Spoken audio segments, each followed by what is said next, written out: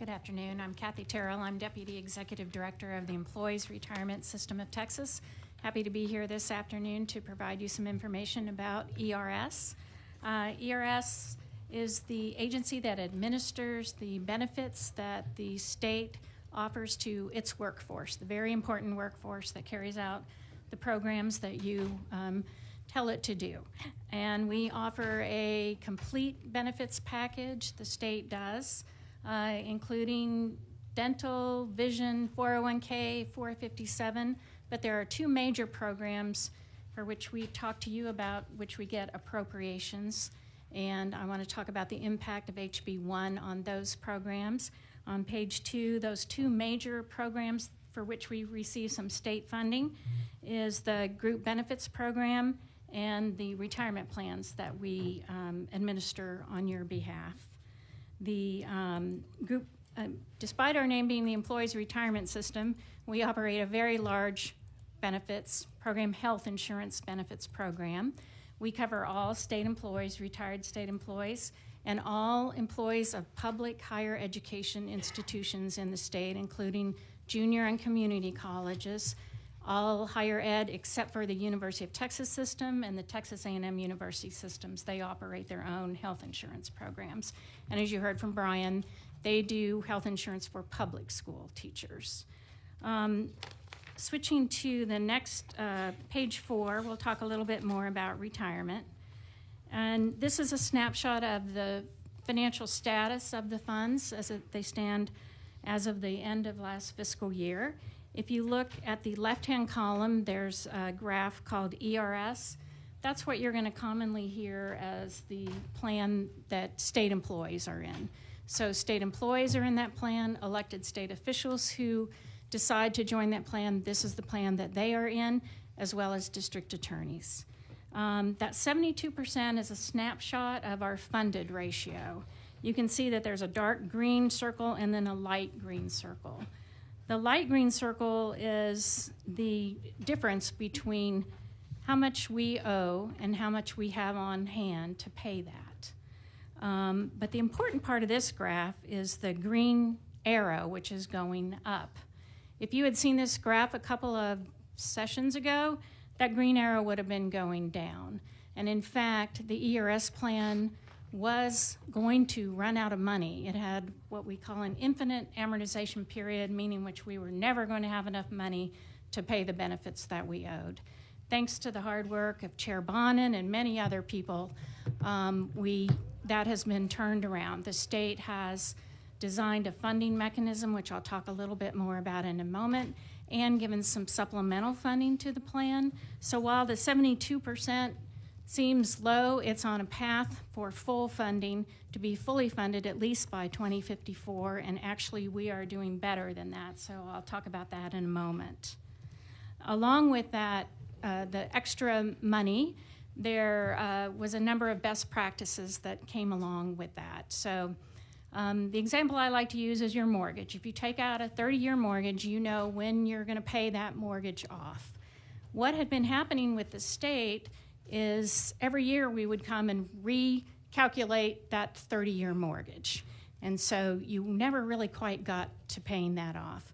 So in addition to this legacy payment, the state adopted the best practice of a closed funding period. So it will definitely be paid off by 2054.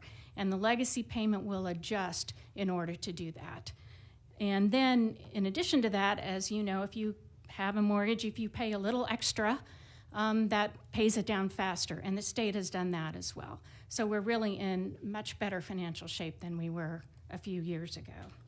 The other thing that they did is design a new benefit structure for employees that join the state after September 1, 2022. It continues to offer state employees a lifetime benefit, but the benefit is calculated differently than the employees prior to 2022, and it does share some of the risk of the investment returns in a mechanism called gain sharing, and so that mitigated some of the risk of future liabilities as well. The middle column is an acronym that you'll hear us say a lot is LECOS. That stands for Law Enforcement and Custodial Officers So these are your state law enforcement officers and your TDCJ, Texas Department of Criminal Justice employees who work directly with inmates. All of those individuals are in the main ERS plan. That's where they get most of their benefit from, but they also contribute and benefit from a supplemental retirement benefit as well. That plan, as you can see, is more than 100% funded. The last session, the legislature provided a lump sum amount to fully pay off the liability. And then in the last column is the Judicial Retirement System Plan 2. We do cover judges, state judges in that plan. It's actually all district and appellate judges, Court of Criminal Appeals, Supreme Court, and the new business court judges are in that plan. And it is virtually 100% funded and will be more than 100% funded very soon. That plan has different benefit structure, different payments than the state employee plan. If you move to page 5, I'll talk a little bit more about this legacy payment structure. Since 2021, when that legislation went in place, the legislature has been paying $510 million a year in a legacy payment to ERS. That was calculated based on the unfunded liability, and that combined with good investment performance and some additional payments has actually made the payoff move from 2054 to 2046. And this is very fiscally responsible because it saves a lot of money for the state.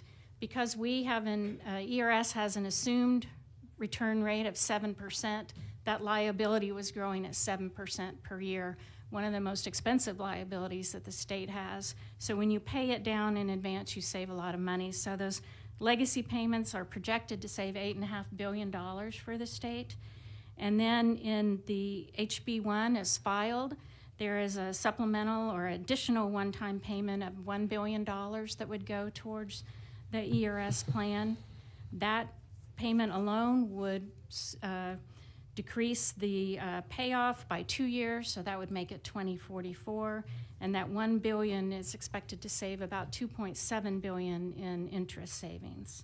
So those supplemental payments have been a very good thing for the system. That combined with some very good investment performance has helped this payoff amount become sooner. And not to interrupt, just to be clear, so we have the legacy payments of $510 million per year.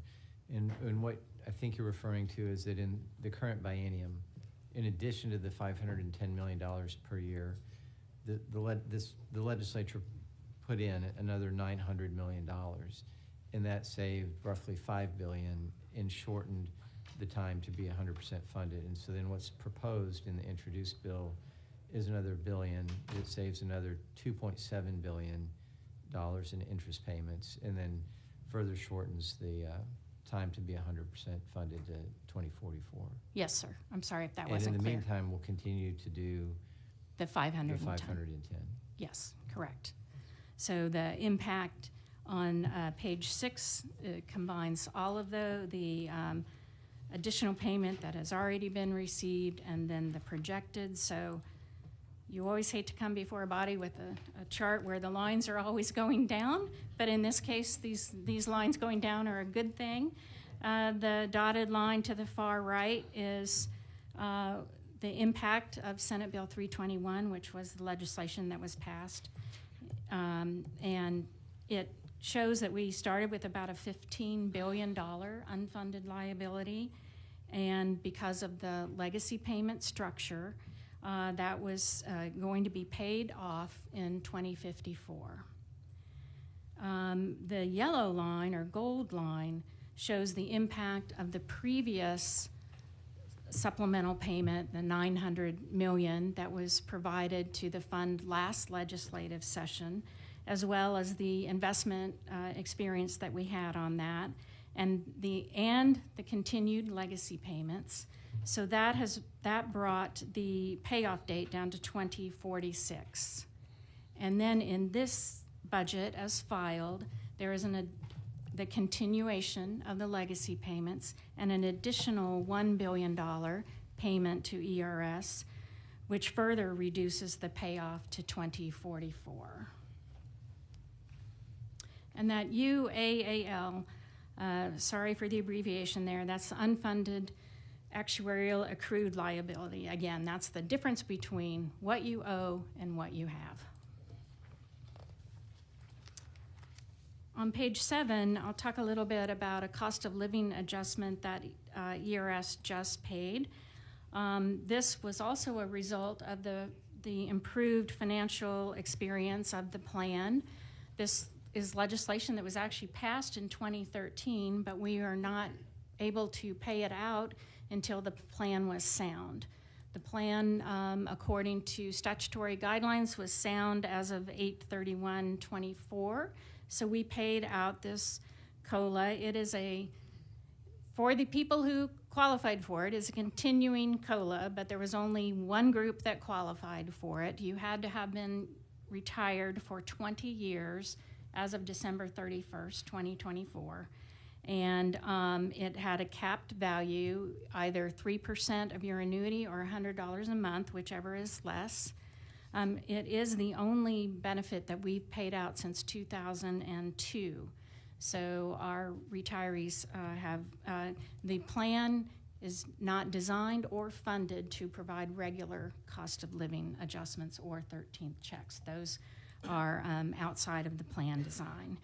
You'll see that about 23% of our annuitants received the COLA, and the average monthly increase was about $50. I will mention, because it's been in the news, our state employees and retirees do participate in Social Security, so they do get Social Security benefits. Social Security does have a cost of living increase embedded in it, but I would be remiss if I didn't mention that we hear often from our retirees that no benefit enhancement since 2002 is made, with the inflation, has made their lives on a fixed income very difficult. I was asked to focus on pension, but I do want to mention quickly the group benefits program on page 9. That's the other program that we seek appropriations for. This is the first time since 2019 that we have asked for an exceptional item on funding for the state insurance. We're one of the few plans probably in the country that hasn't raised premiums or reduced benefits for several years. But this year we, in order to maintain the benefit structure, we requested an 8% per year premium increase. That is included in HB1 as filed. That allows us to maintain the benefit structure, which means that there won't be increases in copays and coinsurance and or other benefit reductions. And also the contribution structure, where the state pays 100% of the employee's contribution and 50% of the dependent's contribution. For retirees, that's on a sliding scale as of currently. So if you worked less than 20 years for the state, you do not get 100% insurance contribution. It's tagged to how long you worked for the state. And finally, how have we been able to do that? We're very proud of our ability to manage costs in the health insurance program. We have done a lot of competitive contract rebidding, and you can see here the dollar amounts that those contracts saved. We're also committed to having the healthiest state workforce in the nation. We're trying very hard to encourage wellness and healthy behaviors. We want people to manage their chronic conditions, or even better, prevent chronic conditions. So we have a very active wellness program and a new wellness brand called Buena Vida, the Good Life. We want our employees to be financially healthy and wealthy, and this brings all these programs to your phone so that you can find out about them and participate. And that's all I had, Mr. Chairman. I'm happy to answer any questions. All right. Members, any questions? Representative Howard? Thank you, Mr. Chair, and thank you for all your work on this. It was very significant what you've been able to do and your leadership on this, so thank you. I have a lot of state employees and retirees, both in my district, Yes. obviously, being here in Yeah. this area. So we hear a lot from our retirees about exactly what you said, that not having a COLA all these years has been extremely hard on those on a fixed income. And so I do want to ask you, what would be the cost of a 13th check if we did it for more than we did this last time? I mean, if we did it for our retirees, they all got a 13th check, what would be the cost to the state to do that? So what people call a true 13th check, Yeah. which is basically you just get the same annuity check that you get for 12 months, you get one more, which makes it a 13th check. That's what I'm asking. Yeah. Yes. That thank would you. be about $256 million. That's what our monthly payroll is for our annuity Okay, so checks. $256 million to provide a 13th check Yes, ma'am. for the people who have served our state, provided the services that we want to provide to Texans. This would be, to me, a significant thing to do for our retirees to look at, especially when we're talking about having cash carry forward funds that might give us some opportunities to do some things. So I just want to mention that. And you already pointed out in your slide, again, I hear from my constituents about it, the fact that only about 1 in 4 of the retirees were eligible for the COLA that we did before, and that 9 out of 10 of those got less than the maximum of $100. Basically, they got $50.28 a month, which, we've been talking about inflation a lot today, it doesn't go very far. So, as someone who represents a large number of state employees and retirees, and I have to say, I'm very appreciative of what is offered as a state employee. And as my parents, who both died this last year, as retired state employees, we were able to maintain their care through their end of life based largely on what was available to them as retirees, so we appreciate that. But I would be remiss if I did not ask that we consider looking at providing some kind of a 13th check, COLA, whatever we can do here, and do it on a more regular basis for these folks who have served our state. So thank you for that. Thank you. Representative Simmons? Thank you, Mr. Chairman, and thank you for being with us today. I understand that, we have public employees, when they come to do this work, it's typically for passion and not pay. But what the promise usually is that, you will make less than you would make in the private sector, but you'll be able to retire with dignity, with benefits, and be able to care for yourself. And just wanted to hear from you, how does the ERS system play into recruitment and retention for public employees? Thank you for that question. I meant to talk about the importance of the benefits package in recruiting state employees and retaining state employees. It's a very important factor. The fact also that you get a lifetime benefit at retirement that you qualify for is a very important thing, even for local communities, that those pension payments are there to be spent in the local community. There are some surveys that the state does, survey of employee engagement. I don't have the numbers right off the top of my head, but state employees do say that the pension and the health insurance benefits are one of not the reason, but one of the main reasons that they are continue to work for the state. Thank you for that. And just to follow up, what is about the average, years of service for state employees typically? They're, at retirement, it's around 22 years. The current state number of years of state service of a active member has about 8 years of service with the state. Thank you. Mm-hmm. All right. Members, any other questions? Thank you very much. Thank you. Oh, hang on. Representative Fairley. Sorry, quick question. Thanks so much for being here. Can you tell me a little bit more about the PPMs and TPAs that we're contracted with in Texas? Yes. So we have one health insurance plan called Health Select of Texas. It is a self-funded plan. So we contract with Blue Cross Blue Shield to do the network to pay the claims, but we do not pay them a premium. We just pay them an administrative fee to do those services for us. They answer calls, those types of things.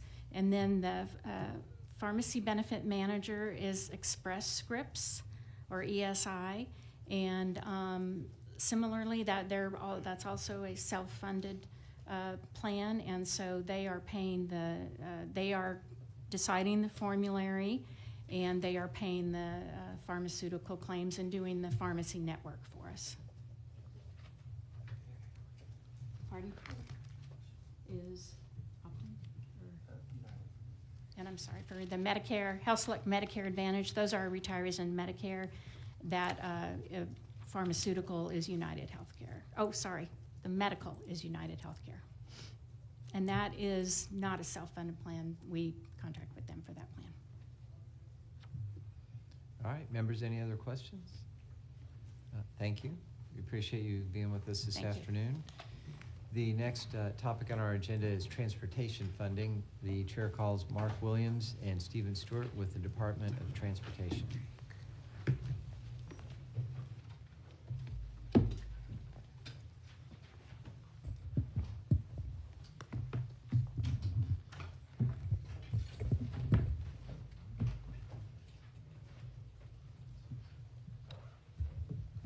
Good afternoon, Chairman, Afternoon. members of the committee. For the record, my name is Mark Williams, and I have the privilege of serving as Executive Director for the Texas Department of Transportation. With me here today